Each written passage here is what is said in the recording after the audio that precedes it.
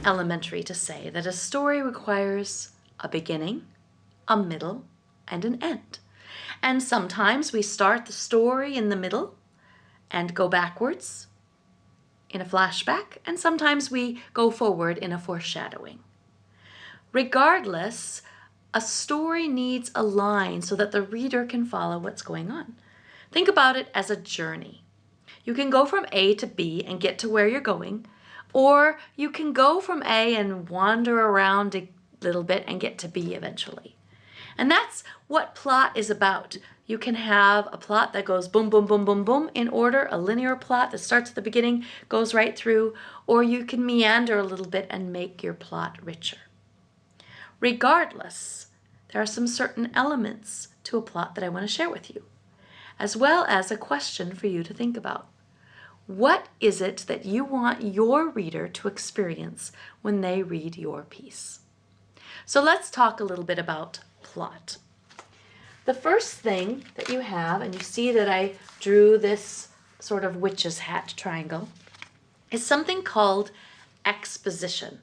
And exposition is the start of the story, the situation before the action starts, sort of getting all your ingredients out before you make your cake. Then you have the rising action.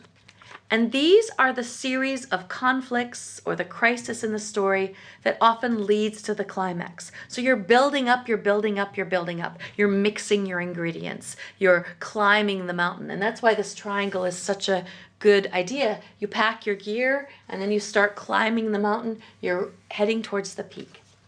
That's the rising action. Then you get to the climax, or the peak of the mountain, the turning point, the most intense moment, either mentally or in an action, that ta-da!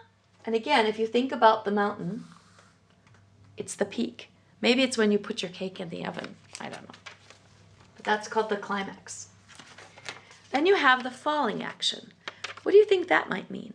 Remember, the rising action is leading up to the climax. So the falling action is all of that action which follows the climax, sort of the wrapping up. And finally, you have the resolution, the conclusion, the tying it all together, all of the threads. Now you know what's happening. Now you know why everything had to happen in the story.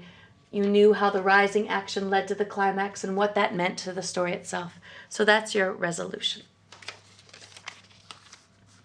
So again, in a plot, your exposition, starting out, packing your gear, the rising action, climbing up. Maybe you're tired. You know, it takes some time to get your adrenaline flowing. You get to the climax or the peak, then the falling action. And sometimes when you're climbing down a mountain, it goes a little faster. And then your resolution. You're reflecting on your journey. That's a way to think about plot. Have fun writing your own stories and think about those different elements. We're linking you to a Disney Pixar version that explains this exposition, rising action, climax, falling action, resolution part using their films, and that might help you understand better. So take a look at that link as well. See you next time.